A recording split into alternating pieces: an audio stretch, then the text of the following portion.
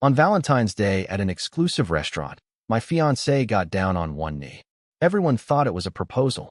Instead, she said, "I'm done pretending you're worth loving. You're pathetic." Then walked out.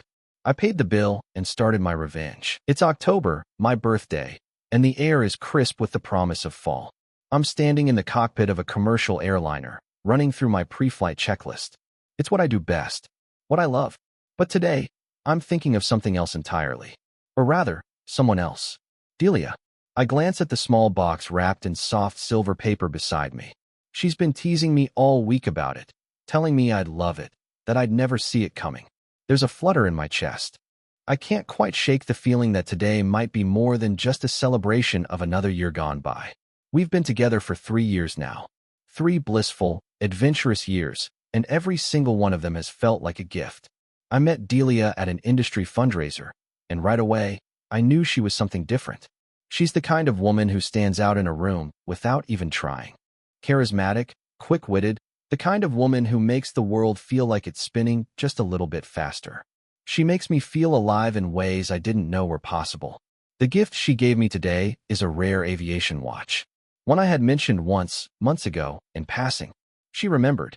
That's the kind of woman she is. Thoughtful, tuned into the little things. I'm used to the fast-paced world of aviation where every moment counts. But Delia? She slows things down in the best possible way.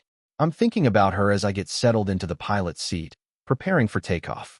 I picture her face when she handed me the watch earlier. Her eyes sparkling, that subtle smile she gets when she knows something I don't. I love her deeply. She's my everything. And something tells me, maybe it's the way she said, "We'll be changing our altitude soon." With that little wink, that tonight might be the night. I try to shake off the feeling. It could just be my birthday wishful thinking. But a part of me hopes she's serious. We've talked about the future, about kids, about building a life together. But today, something feels different. Maybe it's because Delia's family has already begun to drop hints about what's to come. Her father, during Thanksgiving dinner, had mentioned the heirloom ring. It had caught me off guard, but I chalked it up to nerves. I'm nervous, too, though. But more than that, I'm ready. I've always been ready for her. And then, at the holiday gala, when Delia introduced me to her VC friends as the man she'll build her empire beside, I felt something shift inside me. A sense of pride, and a deeper sense of belonging than I've ever felt before. As I walk through the motions of preparing for takeoff, I try to focus on the job at hand. But my mind drifts back to her again. Delia. I've never been one to let my emotions get the best of me, but with her, it's different. I don't just want to spend the rest of my life with her, I want to build it. Together. I glance out the cockpit window and take a deep breath. I feel like I'm on the brink of something big. And no matter how many miles I fly, I can't shake the feeling that tonight could change everything. January rolls in, and with it, a sense of unease that I can't quite place. It's subtle at first, like a small crack in the foundation of something that's always felt so solid. Delia's been distant, distracted. It's not obvious at first, just little things. Her texts come in late, her calls feel shorter, and the way she's been acting these past few days, it's as if she's holding something back. I try to shrug it off, thinking maybe she's just stressed with work. After all, she's a tech executive, and I know how demanding her job can be. But then, 2 days before Valentine's, she texts me, "Got a surprise for you. It could change everything." I stare at the message. Could change everything? That's a loaded text, isn't it? My heart jumps in my chest. I try to brush it off. It's just a surprise, after all. But all the little signs, the cryptic text, the way she's been distant, make my mind spin. I try to ignore it, tell myself I'm just overthinking, but I can't help it. It feels like something is building. Like I'm on the edge of a cliff, and I'm not sure if I'm about to fall or take off. The next day, I call up my best friend, Tom, over lunch, telling him about the text. He's no help, of course. He just laughs and says, "It's a proposal, man. She's gonna pop the question." I shake my head, trying to laugh along with him, but my mind keeps drifting back to that message. Could it be? Could this be the moment? My gut says yes, but my head tells me to stop being so damn eager. Valentine's Day finally arrives. It's been on my calendar for weeks, and I've been trying to push the nerves aside. We're meeting at an upscale restaurant in the city, a place with the kind of ambience that makes everything feel a little more significant. I arrive early like always. I find my seat, adjusting my uniform jacket, checking the time, wondering when she'll show up. And then I see her. Delia walks in, her presence filling the room even before she reaches me. She looks stunning, there's no other word for it. A soft red dress that hugs her curves perfectly, her dark hair cascading over her shoulders in loose waves. She's the kind of woman who makes heads turn, but right now, her eyes are locked on me, and I feel the entire room disappear. She smiles, and for a moment, everything else fades away. I stand, feeling like I've just been hit with a wave of warmth. She's here, with me, but something's off. The way she looks at me, it's almost too calm, almost too perfect.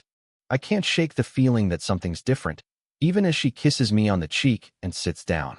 The dinner goes smoothly. We talk about everything and nothing. The small talk that we've done 1,000 times before.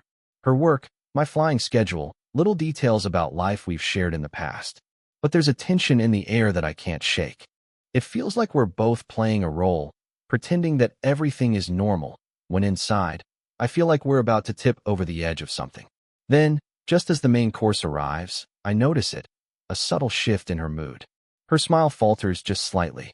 She leans forward, resting her elbows on the table, her fingers lightly tapping on her glass of wine. "Are you okay?" I ask, suddenly worried. She looks at me, eyes softening. "I'm fine. Just thinking." I nod, but the unease grows. We continue eating, and then, just when I'm starting to convince myself that everything is fine, a couple at the next table gets engaged. The man stands, holding out a ring, and everyone around them claps. It's a beautiful moment, one of those moments that makes you believe in fate. Delia's gaze shifts to the couple. For a brief moment, her expression changes. There's something in her eyes, something I can't quite place. Then she stands. "Graham," she says, her voice clear and calm. I stand up, confused but trying to smile. My heart begins to race, because this is it, right? This is the moment, isn't it? But then the words that leave her mouth shatter everything I thought I knew. "I'm done pretending," she says, her tone sharp and unforgiving. "You don't matter to me anymore." My chest tightens. I freeze, unsure if I've heard her correctly. This can't be real. It can't be happening. She steps back from the table, her eyes scanning the room, making sure everyone's watching. "I'm done pretending," she repeats, louder this time, her voice cutting through the buzz of the restaurant. "You're holding me back, Graham. I can't move. I can't breathe. My mind is screaming at me to do something, anything, but my body is frozen in place."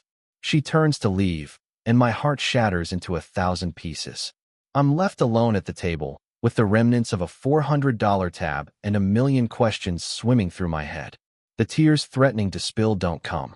Instead, I sit there, stunned, humiliated, and completely lost. Later, I find out she's cleared out her things from our condo. She's blocked me everywhere. My phone vibrates incessantly with texts and calls from friends, asking what happened, but I can't bring myself to answer. What could I even say?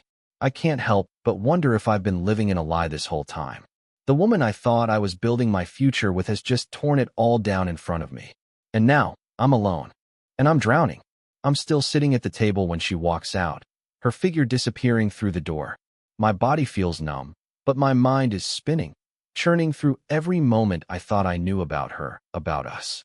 I blink, trying to shake the fog out of my head, but nothing changes.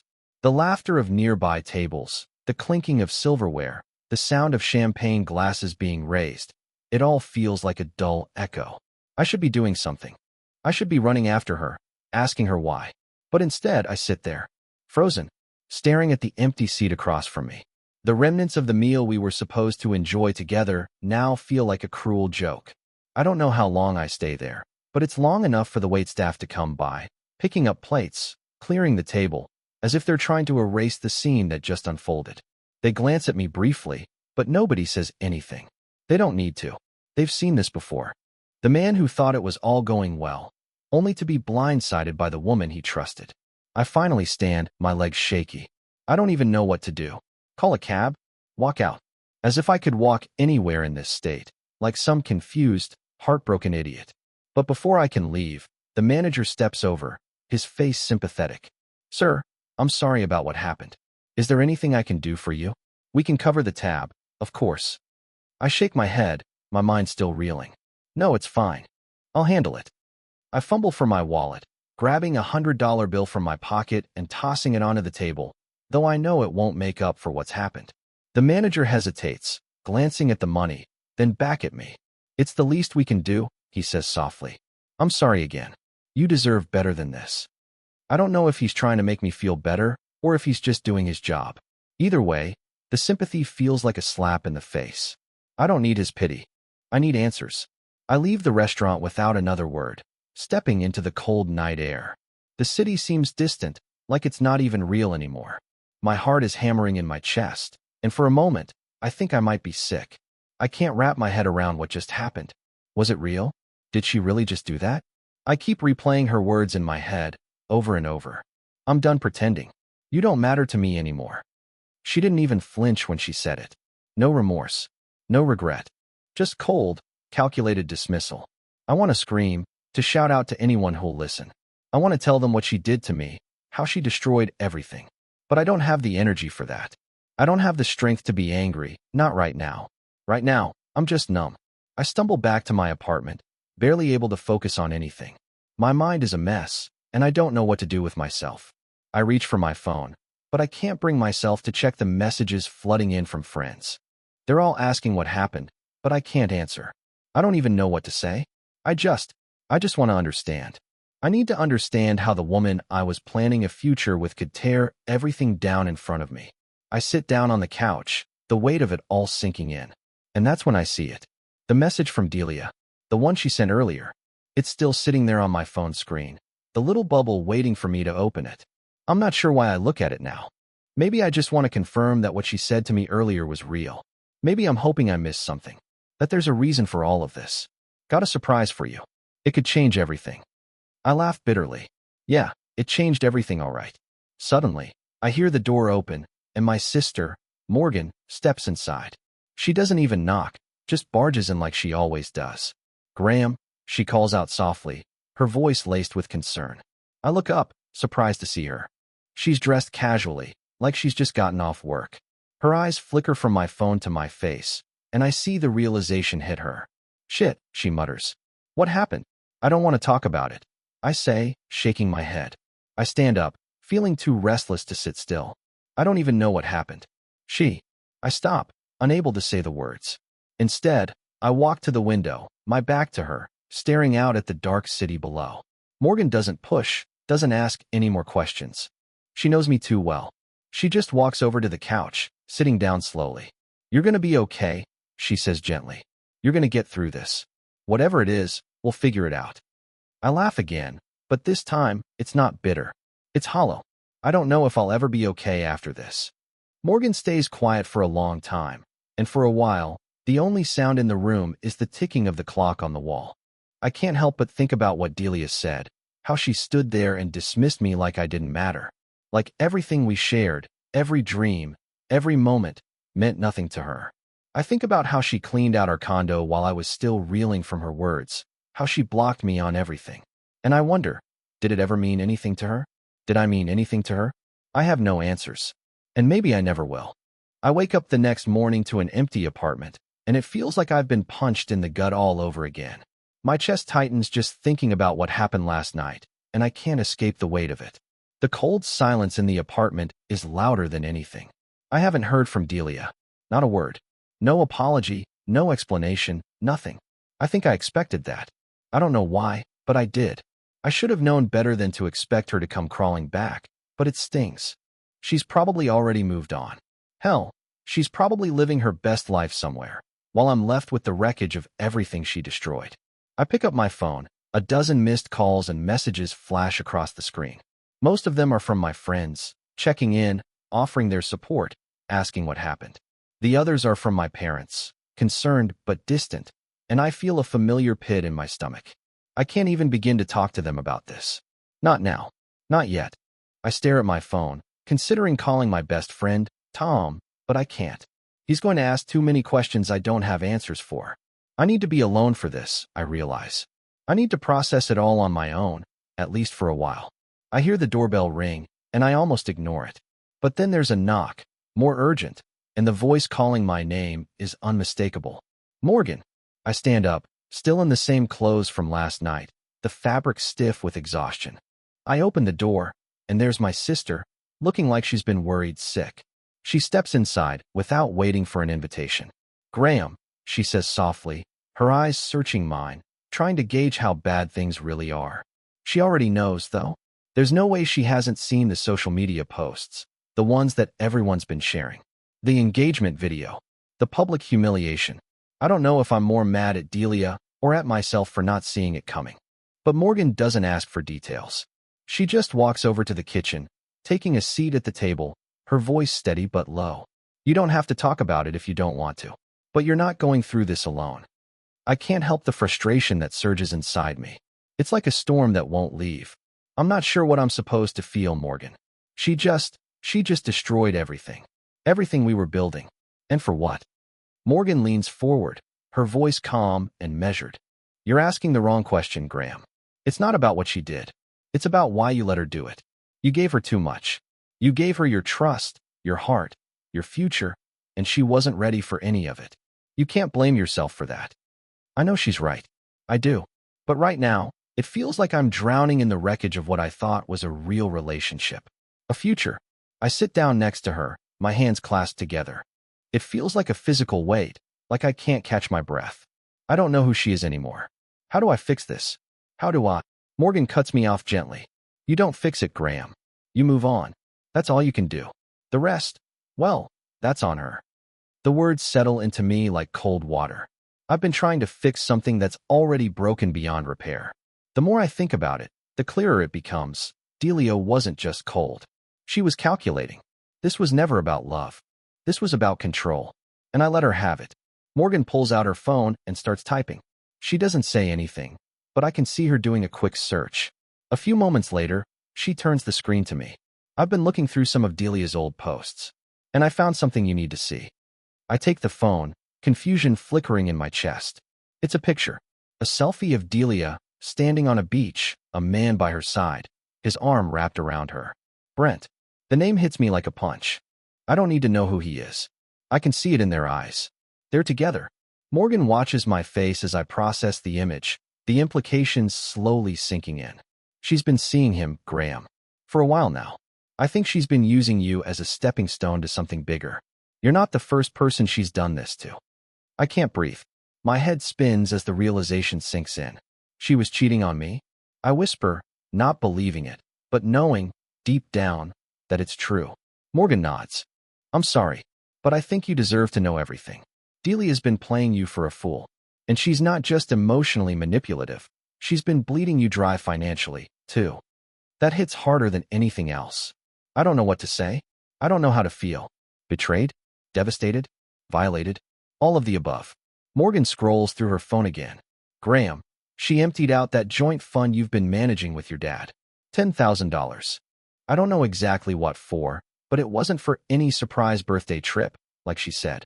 She's been siphoning money from you, using it to fund whatever new life she's building with him." The room spins, and I close my eyes. I trusted her. I thought we were. I thought we were building something real. "You were," Morgan says quietly, "but she wasn't. You were building it for her, not with her." I let the words sink in. I've been a fool, and I can't keep pretending I'm not. I stand up, pacing around the room, trying to collect my thoughts, trying to figure out what I'm supposed to do next. "What now?" I ask, turning to Morgan. "How do I even start fixing this?" Morgan doesn't offer an easy answer. She never does. You don't. You let her go. You don't chase after something that was never meant to be. You rebuild your life. You start fresh. Start fresh. The thought is almost too much to bear. But as I look at the phone in my hand, the betrayal staring back at me, something clicks. I'm done. I'm done trying to fix something broken.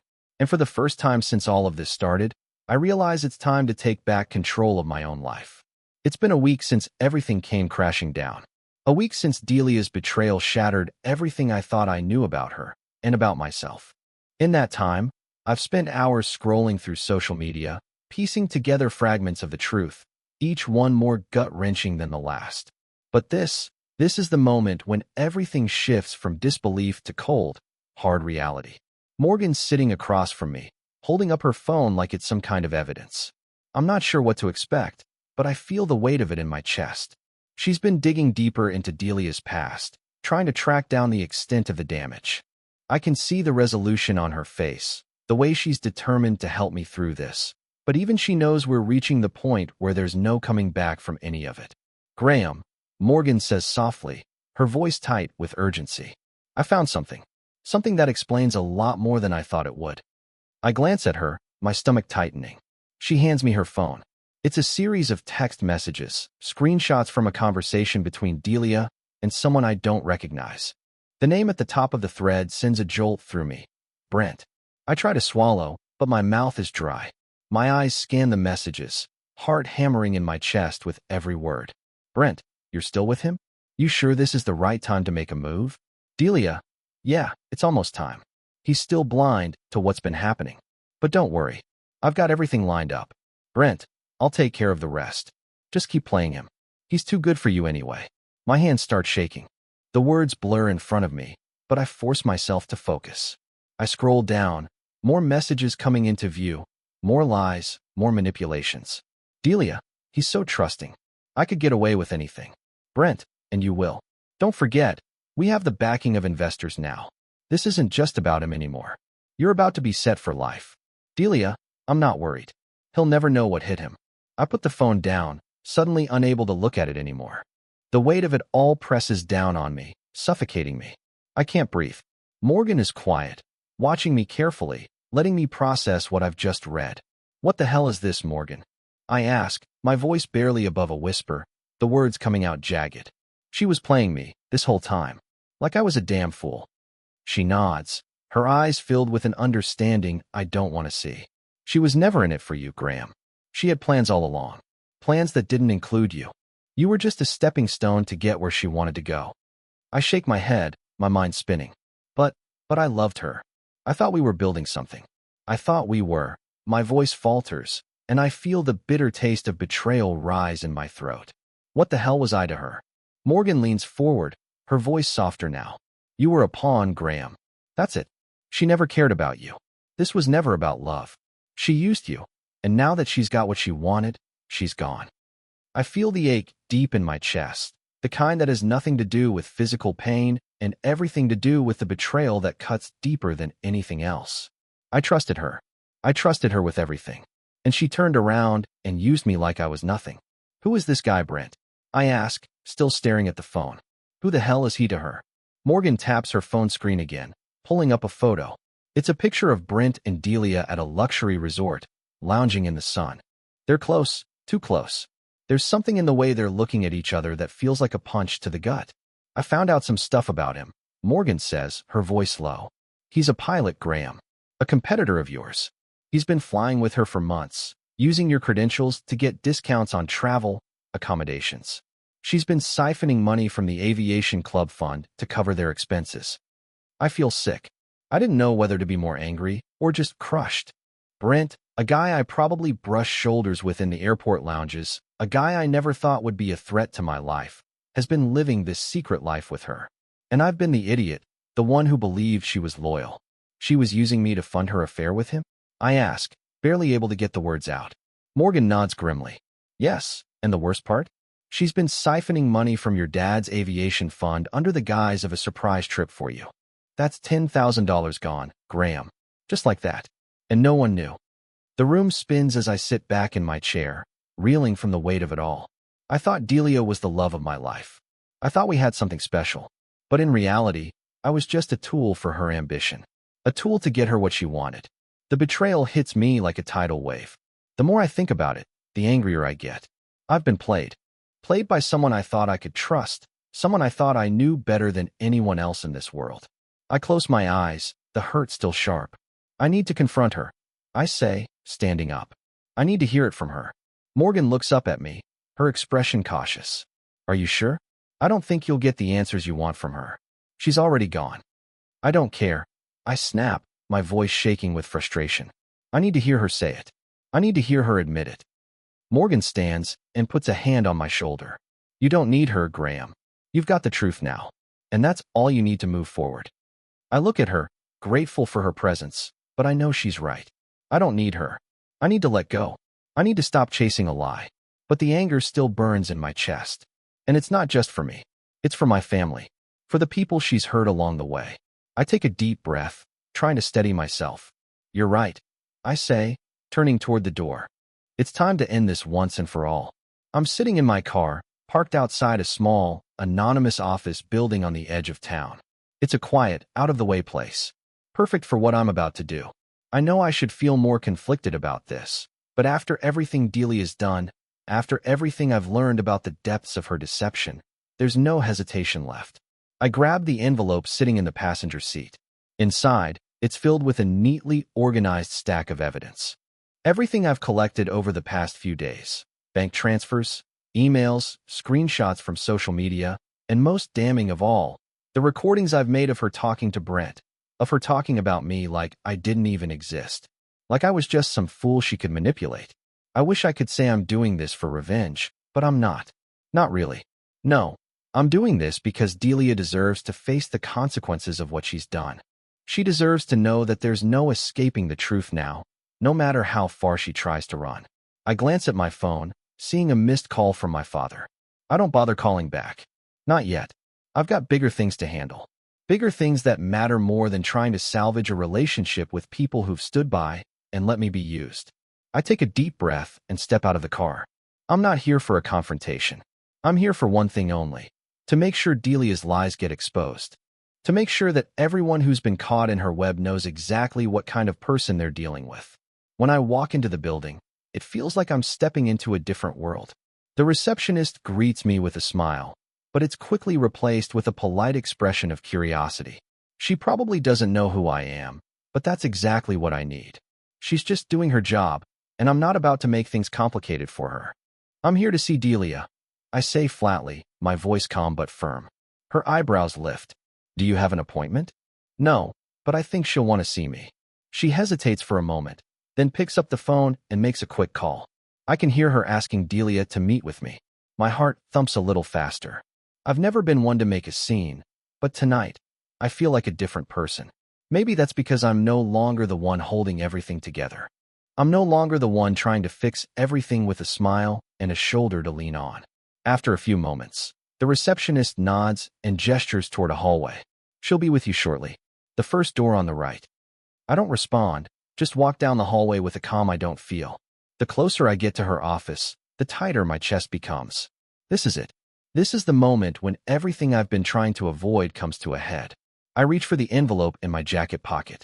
It's heavy with the weight of everything she's stolen from me, from my family, from all of us. When I reach her door, I knock once, firmly. She opens it a moment later, a smile on her face that falters when she sees me standing there. Her eyes flicker, but she doesn't say anything. She just steps back, gesturing for me to come inside. I don't take a seat. I stand in the doorway, facing her, holding the envelope loosely in my hand. I need you to listen carefully, Delia. I say, my voice steady despite the storm raging inside me. I'm not here for an explanation. I'm not here for an apology. I'm here to make sure you understand exactly what's going to happen next. She stands still, her lips pressing into a thin line. There's a flicker of something behind her eyes. Guilt? Fear? I can't tell. All I know is that she doesn't get to walk away from this unscathed. I've got everything, I say, taking a step toward her. The texts, the bank transfers, the recordings. Everything. I've been keeping track of every penny you've taken from me, from my family. Every lie you've told, every move you've made. Delia's face pales as she takes a small step back, her hand gripping the edge of her desk. She opens her mouth to say something, but I cut her off. I don't need to hear it, I say, throwing the envelope onto her desk. It lands with a thud, the contents spilling slightly. You've already made your choices, Delia. Now it's time for you to deal with the consequences. Her eyes dart to the envelope, then back to me. For a moment, she looks like she's about to break. But instead, she pulls herself together, that cold, calculating mask slipping back into place. You think you can destroy everything I've worked for, Graham? She says, her voice shaking with a mix of anger and disbelief. You think this will change anything? You're just bitter because you're too stupid to see the big picture. The words hit me like a slap, but I don't flinch. I've heard it all before. The blame, the manipulation, the gaslighting. It doesn't work anymore. No, Delia. I say, my voice low but firm. I'm not stupid. I was just blind. You're the one who's been playing everyone. You're the one who thought you could use people and get away with it. But not anymore. I pause, my gaze unwavering. I've already contacted a lawyer. I'm filing a formal complaint. And I'm making sure the investors know exactly who you are. Her eyes widen, panic flashing in them for just a split second before she regains her composure. But it's too late. I've already done what I needed to do. The damage is already done. I'm done, Delia. I'm done playing your game. I say, turning to walk out. You'll have to clean up your own mess from here on out. As I step into the hallway, the weight of what I've just done settles into me. It's not over yet. There's still more to come. But for the first time in a long time, I feel like I'm on the right path. I've taken control back. I've drawn the line. And I'm not backing down. It's only been a few days since I confronted Delia, but it feels like I've lived a lifetime in that brief span. The weight of everything I've uncovered, the lies, the manipulation, the betrayal, hangs over me like a storm cloud. But for the first time in weeks, I feel something else, too. Control. I'm not sitting in my apartment, waiting for the next text or call from her. I'm not wondering what she's doing, or where she is, or if she's thinking about me. No, I've stopped being the passive observer in this mess. I've taken action. Today, everything comes to a head. It's supposed to be a reunion dinner. Delia's father is hosting it. Some attempt to smooth things over after the fallout from the mess she caused. He calls it a family gathering, but we both know it's more of a performance. His way of trying to hold on to whatever image of family they had left. What Delia doesn't know, though, is that I've been preparing for this moment. Morgan's sitting next to me in the back of the car, her eyes sharp with the same focus she's had since I began piecing everything together. I can feel the tension in the air. We're headed to the restaurant, where Delia's father expects everything to go back to normal. But I've got a folder with me, thick with the evidence of her lies, and I'm ready to hand it over to everyone at the table. I don't think I need to tell you how this is going to go, Morgan says, her voice calm, but with a sharp edge. She knows I've been planning this for days. Knows the confrontation will shake things up. She's seen me quiet and controlled before, but she knows this moment is different. You've got everything. You're in control now. Just remember that. I nod, but my mind races. What will happen when I expose Delia's actions to everyone? Her father, the investors, the people who blindly supported her. Will they finally see her for who she really is? Or will they close ranks, protect her, and blame me for destroying their perfect image? I'm not sure what to expect, but I know I've waited long enough. It's time for her to face the consequences of everything she's done. When we arrive, the restaurant is upscale, the kind of place where people pretend to be happy, even when they're not. The valet opens the door for me, and I step out, feeling the weight of the folder tucked under my arm. Morgan follows close behind me, steady as ever. We're not here to make peace. We're here to burn the house down. The moment we step into the private dining room, the tension is palpable. Delia's father is sitting at the head of the table, smiling as if nothing is wrong. He's a big man, with a booming laugh and a larger-than-life presence.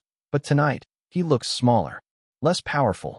His eyes flicker when he sees me, and I can tell he's caught off guard by my sudden appearance.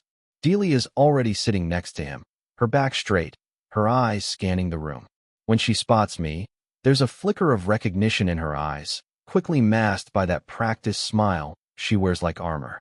Graham, Delia's father says, his voice warm but a little strained. Good to see you. We've got a lot to talk about tonight. I'm sure Delia's been keeping you updated on the... Actually, I interrupt, cutting him off mid-sentence. My voice is even, controlled, but inside, I'm ready to explode. I've got something to show all of you. Something that I think you'll want to see. I pull the folder from under my arm and set it on the table with a soft thud. The sound cuts through the polite chatter in the room, and everyone's eyes fall to the folder. Delia's face pales, just for a moment, before she catches herself. Her father leans forward, his expression turning serious. What's this? Delia's father asks, his voice suddenly less confident. I don't answer him directly. Instead, I open the folder and begin laying out the contents. Carefully organized, each page a damning piece of evidence. The bank transfers, the forged signatures, the emails between her and Brent, the screenshots of her speaking about me like I was nothing more than an obstacle. Each piece of paper is like a slow drip of poison, and I'm watching it take effect. The room falls silent.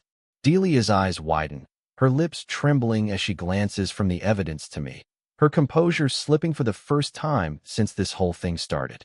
"Graham," she says, her voice shaking with something close to fear. "What is this? This isn't what you think." I glance at her, unimpressed by the familiar defensiveness creeping into her voice. "No, Delia," I say slowly, my voice cold. "This is exactly what I think. And this is what everyone here needs to see. The truth. You've been lying to all of us."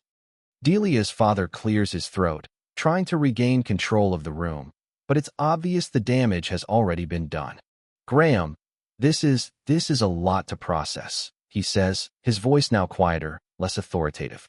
He's clearly rattled, no longer the imposing figure he was when we walked in. I turn to him, locking eyes. "You deserve to know who you're supporting, and what your daughter has been doing behind your back. Using my family's trust fund for her own personal expenses, lying to everyone, bleeding us dry. I'm not going to sit here and let you pretend this didn't happen. Not anymore." Delia tries to speak again, but I raise my hand, silencing her. "No more excuses. You don't get to walk away from this. You don't get to play the victim, not when you've been pulling the strings all along." Delia's father looks at the evidence, his face going white. He doesn't know what to say. I can see the betrayal hitting him hard, maybe harder than it hits me.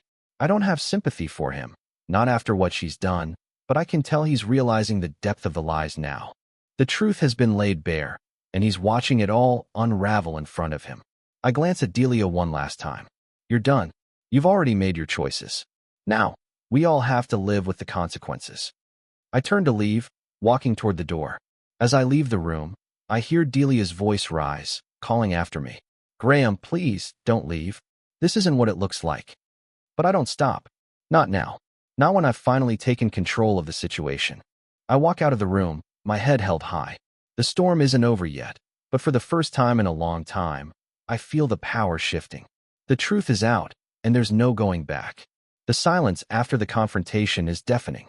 The following morning, I wake up to a flood of messages. A dozen missed calls, texts from friends, coworkers, and even my lawyer, who I still haven't quite wrapped my head around reaching out to. It's all happening so fast. The truth has exploded into the world like a bomb, and I'm left standing in the aftermath, trying to make sense of it all. My phone vibrates again. Another message from Morgan. "You all right?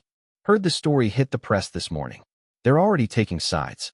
The media's loving it." I don't even have to look to know that the media is eating this up. They always do. The story of a well-to-do businessman getting blindsided by his fiancée, who's been cheating with a rival pilot while siphoning funds from family businesses. Hell, it practically writes itself. I close my eyes for a moment, rubbing my temples. What have I done? But I know what I've done. I've done what I had to. The truth is out there now. I've exposed Delia for who she really is. But the fallout is more than I bargained for. I glance through the rest of the messages. Another from my father. "Graham, please. You've made your point. This isn't the way to handle this. Your mother is in tears. Don't make this worse." I can almost hear the disappointment in his voice, even through the text. He's always been more about keeping up appearances than about standing up for what's right. That's part of what led me here, to this point of no return. I'm not in the mood for his guilt trips. Not now. I swipe through more notifications. There are comments online, all kinds of opinions on the situation. Some are supportive. Some are ruthless. Most are making me the villain in the story. Some random forum post reads, "Graham's just mad because she's not into him anymore. Man up and move on." I can't help but laugh bitterly. The world doesn't care about the details. They see a messy breakup and, like vultures, they pick apart what's left. But that's the world I live in. The world that thrives on scandal. I scroll past a few more comments, but then I stop at a video posted by Brent. My stomach churns as I recognize him. It's a low-quality shot of Brent walking away from what looks like a hotel lobby. He's talking into his phone, speaking to someone off camera. Yeah, Graham's a fool.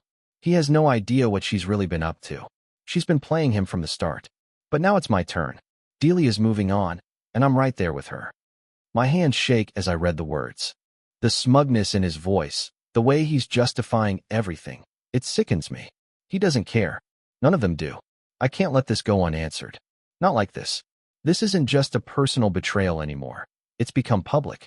It's become a statement, and I won't let them rewrite the narrative.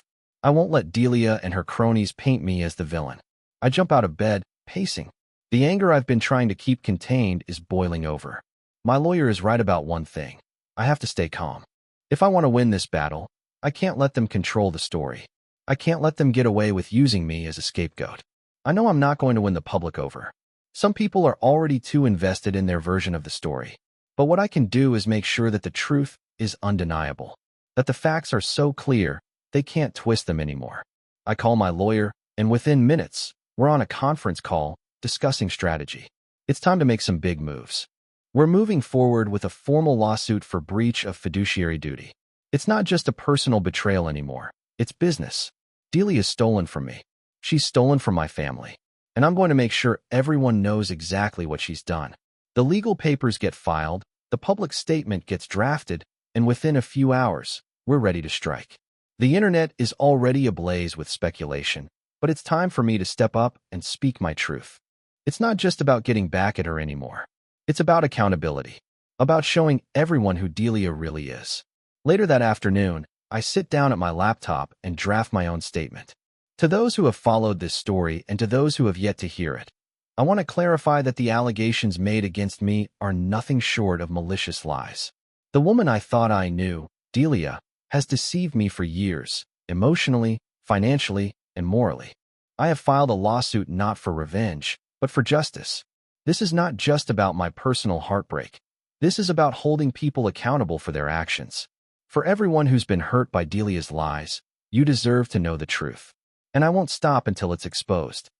I take a deep breath, hit send, and release a wave of tension that's been coiled up inside me. It's done. The statement is out there. Now, I just have to wait. The fallout is going to be brutal. The media will spin it in ways I can't even predict. But for once, I don't care. For once, I'm not the one running from the truth. I sit back in my chair, staring at the screen. A notification pops up, more messages. More people trying to make sense of the story, more people offering their take on what's happening. But this time, it doesn't matter. The truth is out there. And it's mine. It's the only thing I can control. It's been a few months since everything went down. The lawsuit is still in progress. And while it's far from over, it's clear that the truth is on my side. The media circus has finally died down, but it left behind a trail of fallout that I'm still picking through. In the beginning, I couldn't bring myself to look at my phone without feeling sick. The texts, the calls, the endless barrage of messages from people I thought I could trust, they all flooded in like a tide I couldn't stop. There were the usual questions, the attempts at sympathy, and the constant, uninvited opinions from people who barely knew me. The hardest part wasn't even the betrayal itself. It was the way people had no problem picking sides before they even knew the facts. My family, my friends, everyone had an opinion. Most of them sided with Delia, at least at first. But time has a way of sorting things out. The truth, once exposed, started to settle. People who had been quick to judge began to come around. And now, I'm left with a strange sense of calm that I didn't expect. It's been a slow process. But little by little, I'm finding myself again. I'm back in the cockpit, back to doing what I do best, flying. There's something grounding about it. The hum of the engines, the way the world shrinks beneath me as we soar above the clouds. It's all I've ever needed to clear my head. But it's different now. The weight on my chest isn't there anymore. At least, not in the same way. I've taken control. I've learned how to let go. I take a deep breath as I settle into the seat, running through the pre-flight checklist with ease. My hands are steady now. Not like they used to be, when the weight of everything, Delia, the betrayal, the lies, would make me second-guess myself. The fog has lifted. I'm not that person anymore. A few months ago, I would have been obsessing over the what-ifs, the could-haves, the should-haves. Not anymore. I've learned to stop asking those questions. After the lawsuit was filed, after the truth came out, Delia was left scrambling. Her family turned on her. Her father, at least, did. The investors she thought she could manipulate pulled out, and her empire started to crumble before her eyes. As for Brent, well, he faded into the background. I'm not sure if he's still with her or not. It doesn't matter. What matters is that I'm done. I'm done with their mess, done with their lies. And I'm rebuilding. My father called me a few weeks ago, asking if I wanted to come back into the fold at the aviation club. I had been co-managing it with him for years, But after everything with Delia, I stepped away. I needed space. I considered it, thought about it long and hard. But in the end, I agreed. Not for him, not for anyone else, but for me. It's time to step back into my life. Time to take the reins again. I've earned it. Today, I'm meeting with a few new pilots I'm mentoring. One of them, a young guy named Adam, seems eager to learn. He's got the raw talent, but he's missing the confidence. I see a lot of myself in him. In a way, it's therapeutic. Helping someone else find their feet, helping them avoid the mistakes I made. As I sit in the lounge after the training session, Adam comes over to chat. We talk about technique, about flying, about everything and nothing. There's a moment where I realize how far I've come. The weight that used to bear down on me isn't there anymore. I'm not perfect, but I'm okay. And that's enough. It's weird, isn't it? How you can lose everything, feel like you're falling, and then somehow end up stronger on the other side. That's the thing about flying. You learn how to adjust to the turbulence, how to regain control when you lose it. I look at Adam, smiling as he asks about some technical detail, and I feel a sense of pride. Not because I'm the one teaching him, but because I can. I'm here. I'm present. And for the first time in months, I feel like myself again. I don't need to hold on to the past anymore. The hurt, the betrayal, all of it. It's just a part of the journey now. The scars are there, sure, but they're fading. And for the first time in a long time, I'm excited for what's ahead. I'm in control again. I sip my coffee, feeling the weight of the day's lessons settle in. The sky's the limit. I'm finally flying solo, and the altitude's all mine to earn. It's been months since everything came crashing down, and in the quiet of the aviation lounge, I finally feel the calm that comes with letting go. The last few months have been a whirlwind of legal battles, public scrutiny, and painful lessons, but now, as I sip my coffee and watch the planes take off in the distance, the noise in my head has quieted. I no longer feel the weight of Delia's betrayal dragging me down. I no longer feel the need to keep looking back, to keep wondering what could have been. That chapter of my life is over, and for once, I feel like I'm standing on solid ground. The last few weeks have been full of unexpected moments of clarity. I've come to terms with everything. The lies, the manipulation, the realization that I never really knew her at all. But somehow, I'm okay with it now. It doesn't sting anymore. It's just another part of my story. It feels like the wreckage is finally behind me. I glance down at my phone, a new message flashing on the screen. It's from an unknown number. I hesitate for a moment before I open it. Graham, I hope you're doing okay. I know this might not mean much, but I wanted to apologize for everything. I never meant for things to end this way, but I didn't know how to fix it. I can't undo the hurt I caused, but I hope you can find it in your heart to forgive me. I stare at the message, my thumb hovering over the reply button. The name at the top of the message is unmistakable. It's from Delia. A part of me wants to ignore it. A part of me wants to throw my phone across the room and never think about her again. But another part, maybe the part that's been trying to make sense of everything, feels a pang of something I can't quite place. Forgiveness. Can I forgive her? Should I? I take a deep breath and place the phone back on the table. There's no rush. The past is still there, and it will always be a part of me, but I don't need her validation anymore. I don't need her apology. I've already forgiven myself. My phone buzzes again, but this time, it's not from Delia. It's a message from Brent. She's trying to get back into tech. They're not buying it. I let out a short laugh, the bitterness of it all fading. The world moves on, and so will I. If she's trying to rebuild her life, she'll have to do it without me. And honestly, I'm okay with that. I don't need her in my life to move forward. I look out the window, watching the planes take off, feeling that familiar surge of excitement that always comes with being in the air. But this time, it's different. I'm not flying away from something. I'm flying towards something. I take a deep breath, savoring the peace that finally feels earned. The hardest part is behind me. I've faced the storm, I've fought the battle, and now I'm on the other side. It's not about revenge. It's not about proving anything to anyone. It's about reclaiming my life, my future, and my peace.